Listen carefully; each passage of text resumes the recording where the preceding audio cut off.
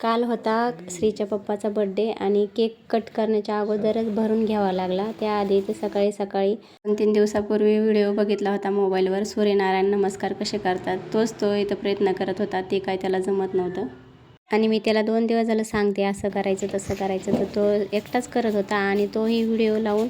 आणि मी अचानक बघते तर दादू तरी तो व्हिडिओ लावून एक्सरसाइज करत होता. तेव्हा म्हटलं स्वतःला बघत बघत तरी एक्सरसाइज करतोय. मोबाईल घेतल्यानंतर मी ओरडते, त्यामुळे तो माझ्याकडे बघत होता आता ही काय म्हणती म्हणून. आणि त्यानंतर त्याची गाडी, आंघोळीच्या अगोदर गाडी साफ करते साहेब. त्यानंतर त्याच्यासाठी नाश्ता बनवला. हरभरे जे असतात ते भिजवून त्याच्या घुगऱ्या केल्या होत्या आणि ते पाणी त्याला प्यायला दिलं होतं. त्याला आवडते ह्या असल्या घुगऱ्या वगैरे. शिजवताना पण त्यात मीठ, हळद आणि थोडंसं तेल टाकलं आणि त्यात सर्दी खोकला येतो लवकर पण जात नाही लवकर, तर तोंडाला चव येण्यासाठी हे भारी आहे. आणि इथे तर टाकी आहे पाण्याची, तर त्यात पाणी पडते का नाही हे बघत होता तो.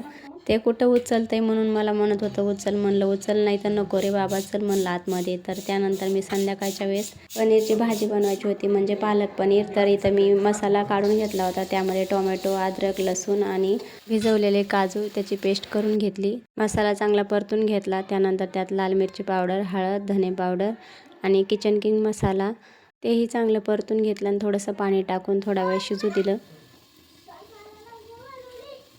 त्यानंतर त्यात थोडीशी कसुरी मेथी अशी हातावर चोळून टाकली. इथे मी पालक गरम पाण्यात टाकून त्यानंतर थंड पाण्यात टाकून त्याची पेस्ट करून घेतली होती. चवीनुसार मीठ आणि गरजेनुसार पाणी टाकून झाकून ठेवलं थोडा वेळ उकळी येईपर्यंत. उकळी आल्यानंतर पनीर टाकून दिलं.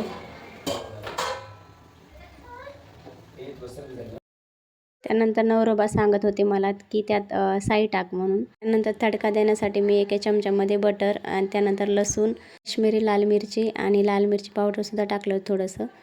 आणि तयार झाली भाजी. तर खूप छान झाली होती. वेळेस तर अशीच बनवते, फक्त साई टाकत नव्हते, यावेळेस साई टाकली, पण खूप छान झाली होती. दोघांनाही जेवायला दिलं. दोघांनी जेवणं केले आणि मी तोपर्यंत औक्षणासाठी तयारी केली.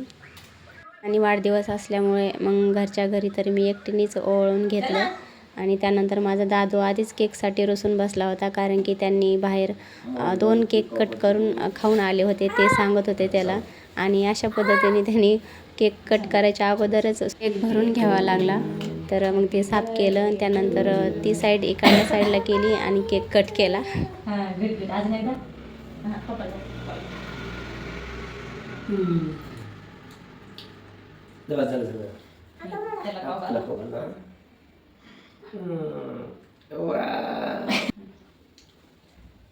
चला इथेच व्हिडिओ संपवते. व्हिडिओ बघितल्याबद्दल धन्यवाद आणि आवडला असेल तर लाईक, चॅनलला सबस्क्राईब करा.